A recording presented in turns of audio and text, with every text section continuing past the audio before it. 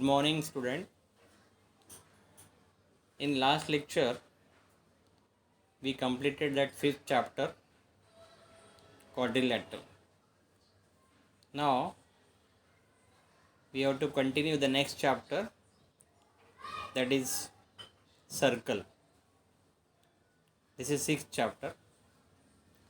Now, before going to start the concept of this circle, first some important points are there. Some important concepts are there in circle, which we already learned in previous classes. So first we have to revise that concept once again, and then we start the real concept of ninth standard circle. Okay, so here see,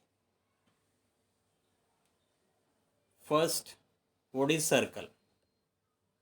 So we already learned the definition of circle. The geometric figure or the set of point which are equidistant from a fixed point is called a circle.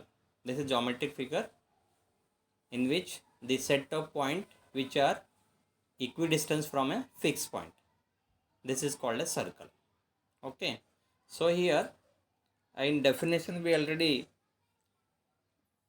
said that a fixed point is there and all the points or set of points which are equidistant that from that fixed point.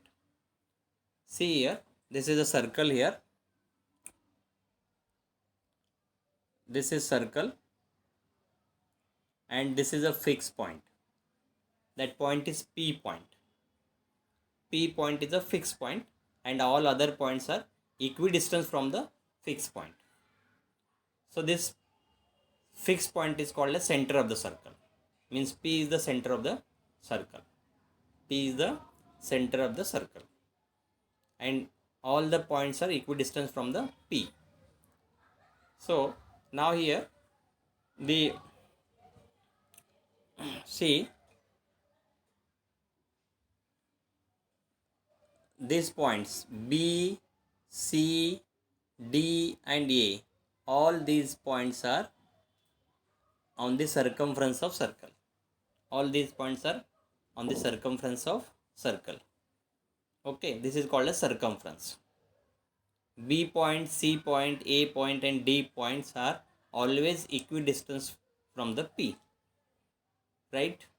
So this is called a circumference and all these points are called as the points on circumference. Now here when we draw the circle, the inner part is inside the circle. Okay, this is interior part. We call it as a interior part. All these parts are called as interior region or interior part.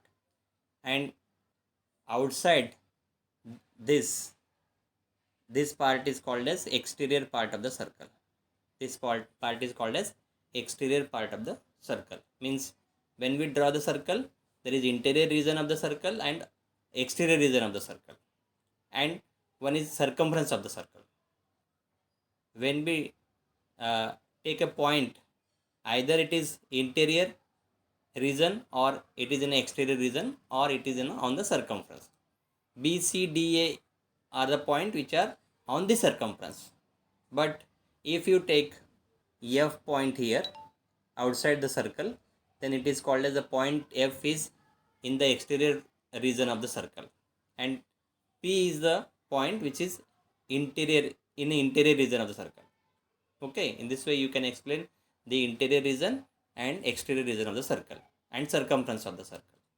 Okay, so next, the distance between the circumference of the circle and the center of the circle is called as radius of the circle. Or in other word, you can define radius as the line joining the any point on the circumference and center of the circle is called as radius. Means The point C is on the circumference and point P is the center. So when we join these two points, means P and C, then this is called as PC is a radius. Similarly, PA is also a radius, and similarly PD is also a radius. Now what is radius? The line joining the center and any point on the circumference of circle is called as radius. It is called as radius. Means PC is a radius, PA is a radius, and PD is also a radius. You get it? What is radius now? Now come to next. See here, the line CD, or you can say that line segment BC. BC join B and C. Both the points are on the circumference. Both the points are on the circumference. So this is called as chord. Now what is chord then? Chord means a line joining any 2 points on the circumference. Any 2 points on the circumference is called as chord of the circle. Now BC, here in this figure, BC is a chord. BC join the point B and C which are on the circumference. So this is called as chord. Similarly, you can say that CD also join any 2 points on the circumference. CD. See here, CD.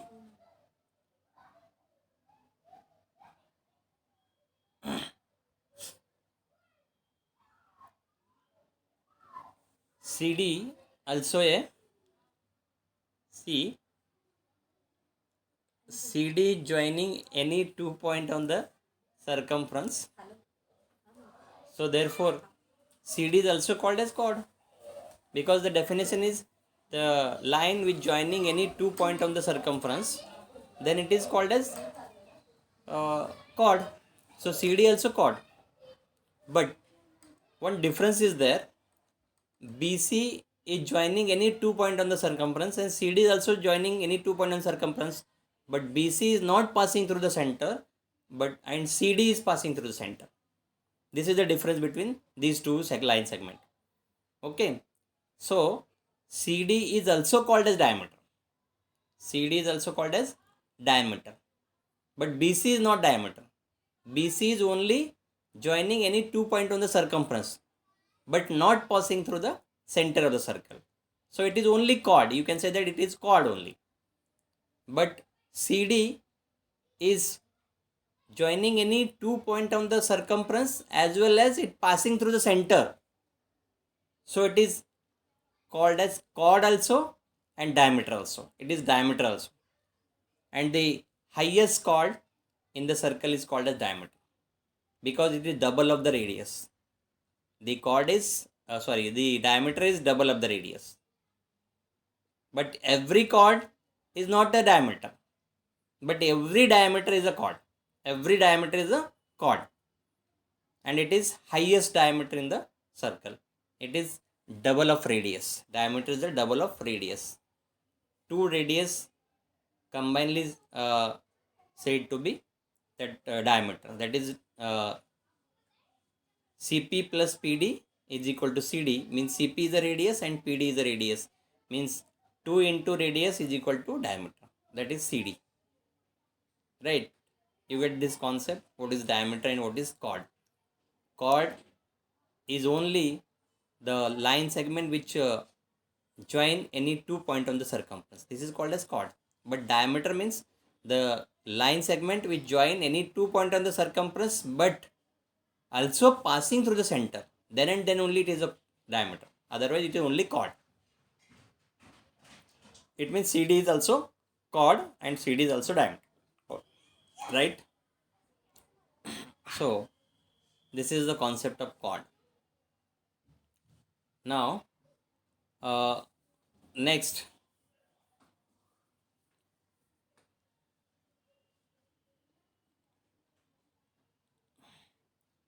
is a congruent circles. What are the congruent circle? Means the circles which having the same radius, they are called as congruent circle. Means if two circles are there and they both are having the same radius, then both are said to be congruent circles. That is, if first circle having the radius 5 centimeter and second circle also having the radius 5 centimeter, then these two circles are said to be congruent circles. Means if the radius is same, then these circles are said to be congruent circles. Okay, this is the concept of congruent circles. One more concept is there in circle, that is concentric circles. Now, what is concentric circles? Means the all circles which are having the same center. All circles which are having the same center, these circles are said to be a concentric circle. Concentric means single. Center is single. All the circles having the center, same center. That is single center. Then these circles are said to be concentric circle. Here, see,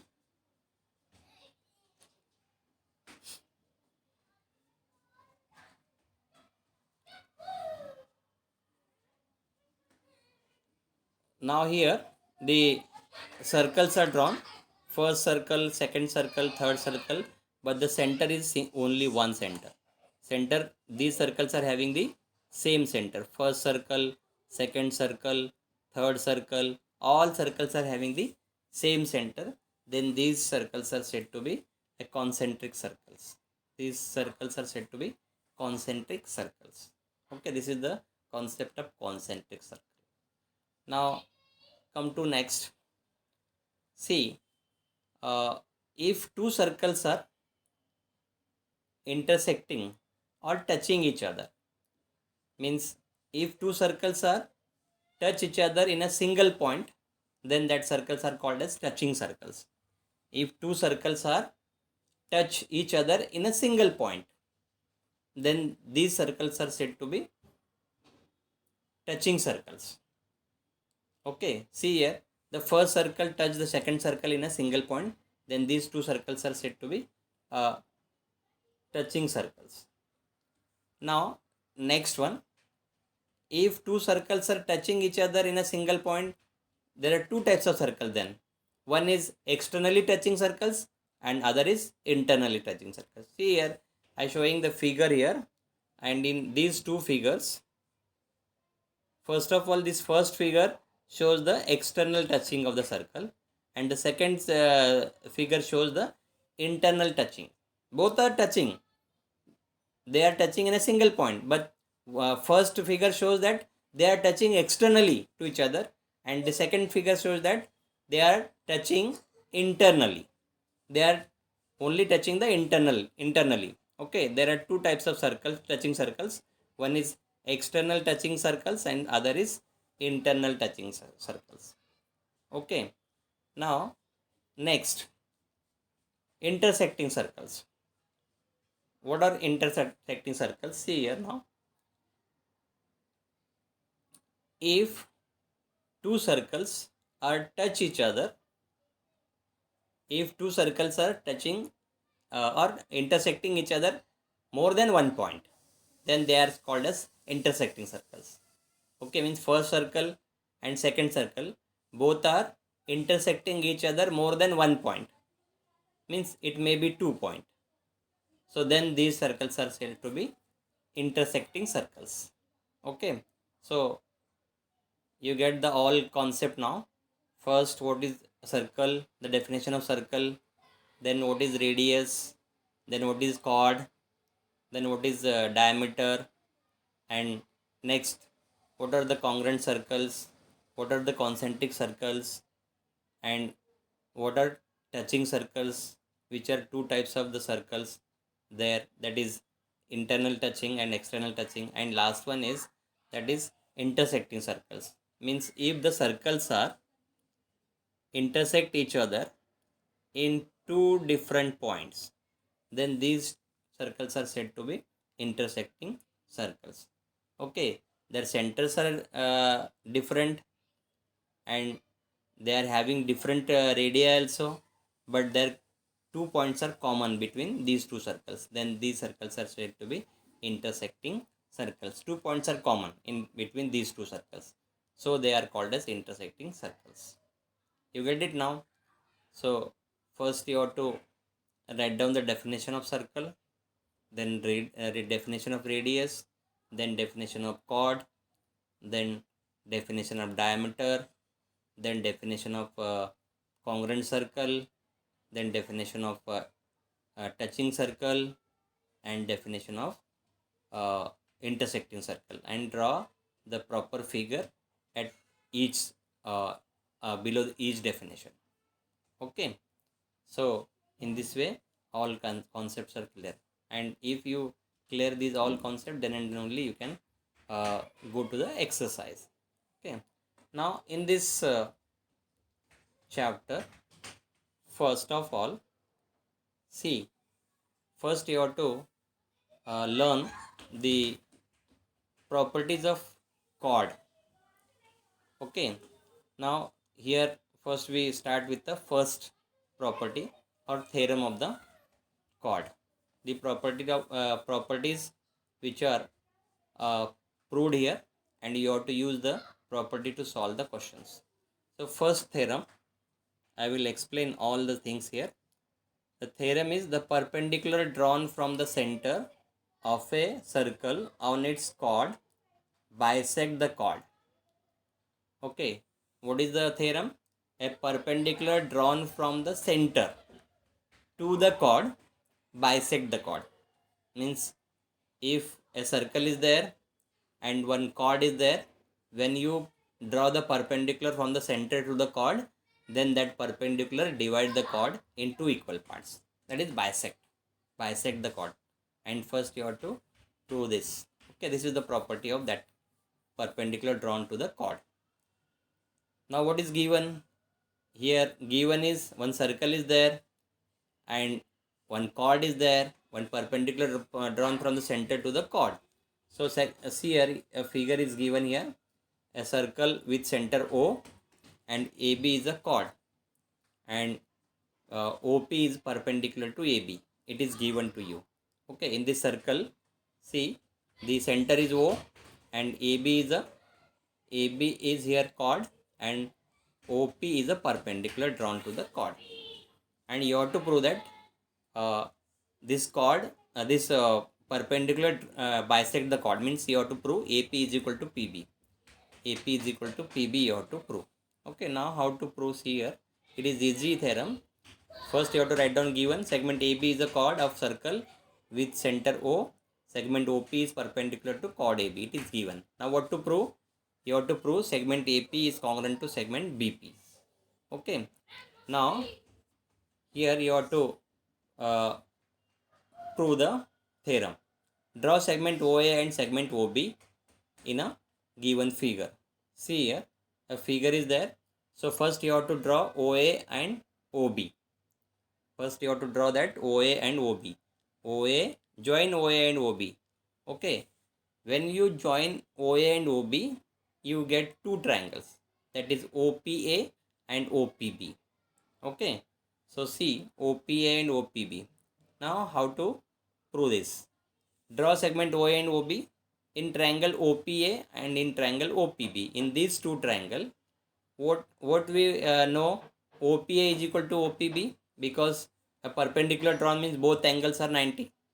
Here in this figure, see, this angle and this angle, these two angles are 90. Okay, and see, OA is a radius and OB also radius, and in right angle triangle, OA is a hypo of OPA and OB is a hypo of OPB. So hypotenuse is same, that is radii of the same circle. And see here OP is common to both the triangles. OP is common to both the triangles, right? So you can use that theorem, hyposide theorem, and you prove first these two triangles are congruent. First you have to prove that these two triangles are congruent by hyposide theorem, right? So see here, first in triangle OPA and OPB, OPA is equal to OPB, segment OP is a perpendicular. Therefore, segment OP is equal to OP, common segment. Okay. So, hypo OA is equal to hypo OB, radii of the same circle. Therefore, triangle OPA is congruent to OPB by hypocyte theorem. If OPA and OPB are congruent, then remaining parts are also congruent. It means what? PA is congruent to PB, corresponding side of congruent triangle. Okay, and in this way, the theorem is proved that the segment PA is congruent to PB. It means the perpendicular drawn from the center to the chord bisect the chord. Two equal parts are there, PA and PB. The perpendicular divide the chord in two equal parts. That is, first part is PA and second part is PB. In this way, it is proved. So, first theorem is already proved here. Okay, you have to write down this theorem, and once you prove by the given statement, and 2 times you have to revise the same theorem. Okay, and you have to write down that definitions also. So in assignment also I give to solve this theorem or prove this theorem only. Okay, and you have to complete that. So in next lecture we start that next theorem and the exercise also. So we will stop here now. Thank you.